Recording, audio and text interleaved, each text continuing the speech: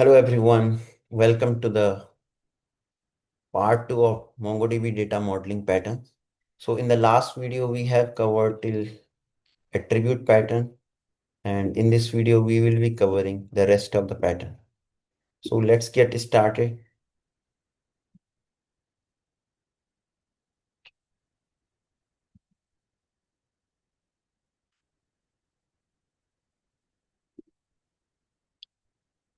The polyformic pattern is about storing different type of document in the same collection. So let's use payment as an example. So you have UPI payments, card payments, and wallet payments.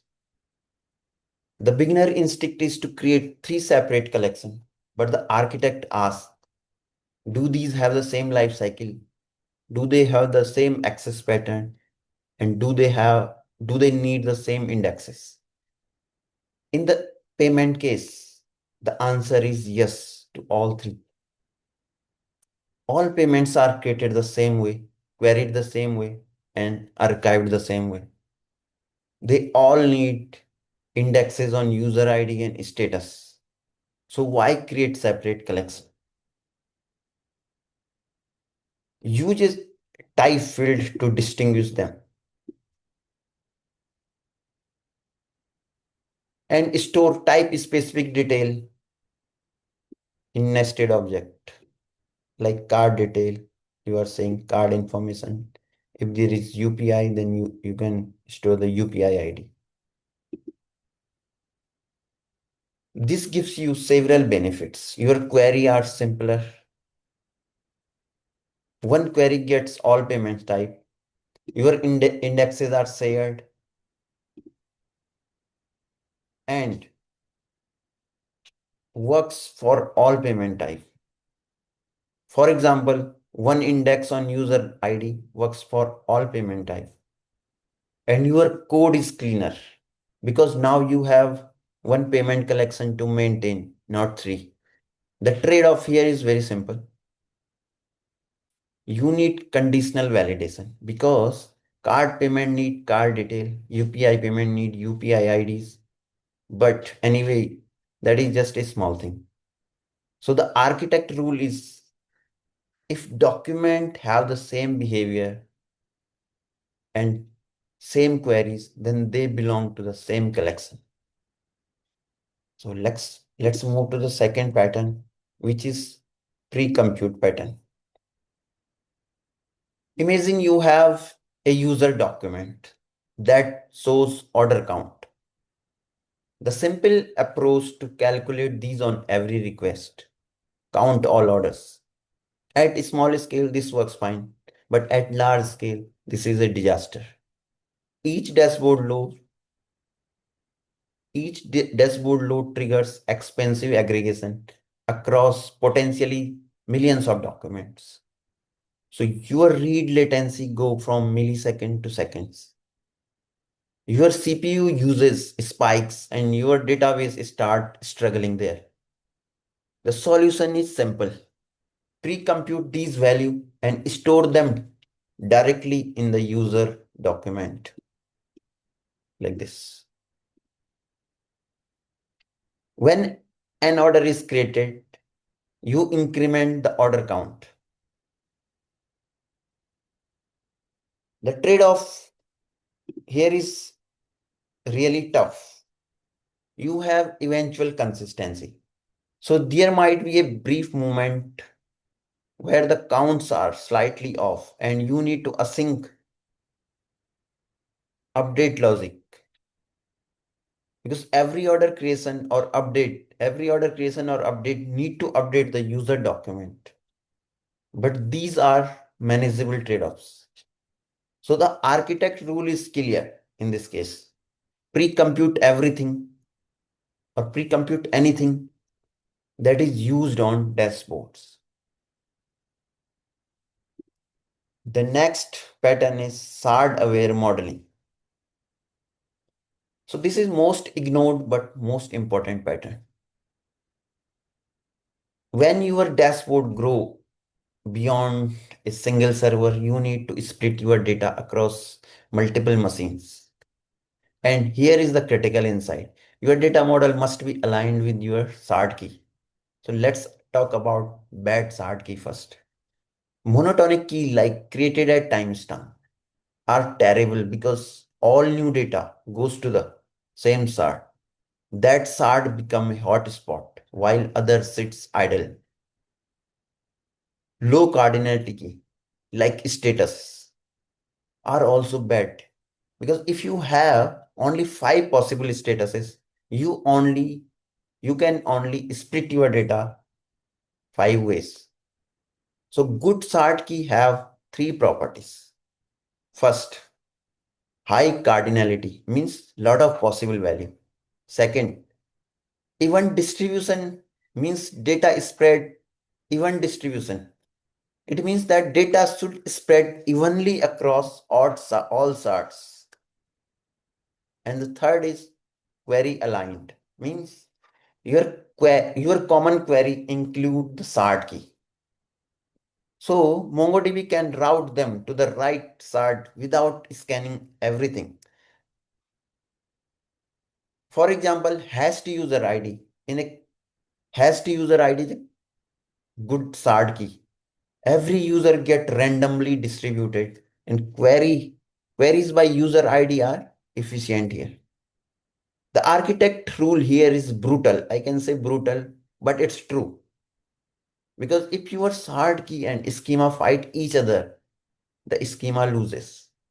You will end up rewriting your data model again.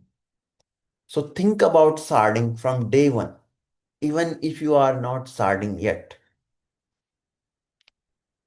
Let's move to the next model, which is transaction. Let's talk about transaction. MongoDB support multi-document ACID transactions.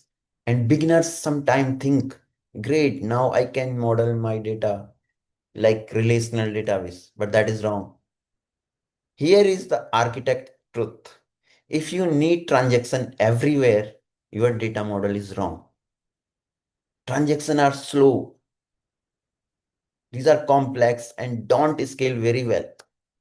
So they should be rare, not common. Your transaction for use transaction for three specific cases. First, things that absolutely must be consistent but happen infrequently. Second, money movement. When you are transferring funds between accounts, you need transaction there.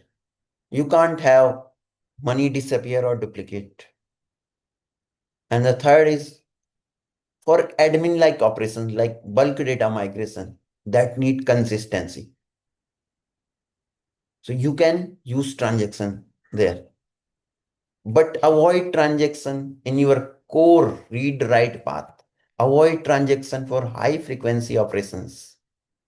So the whole point of MongoDB is that most operations should be single document write that are naturally atomic. So if you are using transaction heavily, step back and redesign your model. Because transactions are a tool for edge cases, not a primary strategy.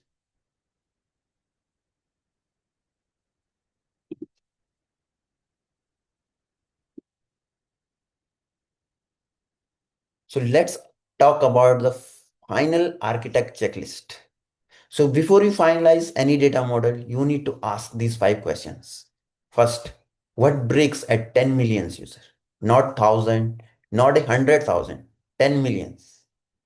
Because if you are successful, you will get there. Does your model handle that scale? Second, what grows unbounded? Is there any array or embedded document that could grow forever? Because MongoDB has a document size limit. You need growth boundaries. Third, what is your worst case document size? Not average case, worst case. So think of that one power user. who create thousands of orders? Does their document explode? Fourth, can this shard evenly? Will your data distribute evenly, or will some shard be hot while others are cold? Fifth, what can you safely duplicate? We talked about the extended reference pattern earlier. Identify your read heavy queries, rarely changing field, and consider duplicating them for performance. So these 5 questions will save you from disaster.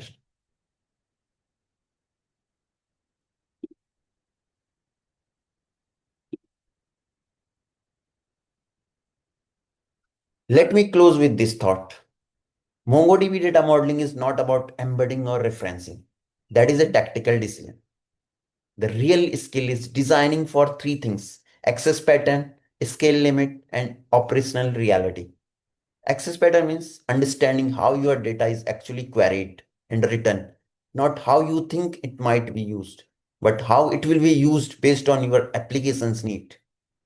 Scale limit means thinking ahead of 10 million users to a billions event per day, to that moment when your database can't fit on one server anymore.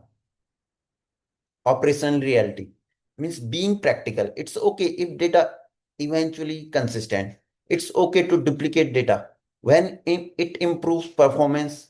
What really matter is this: user don't care about perfect data model. If the page takes more than 5 seconds to load, so good models survive traffic. They handle your current load without breaking, but a great model survive growth. They scale from 1,000 user to 10 million without requiring a complete rewrite. So think about this pattern, understand the trade-off, and design for scale from day one. So if you followed me till this point, you have picked up how architects think. And that's what help you design better schemas. So thank you so much. I will be coming up with next interesting topic soon.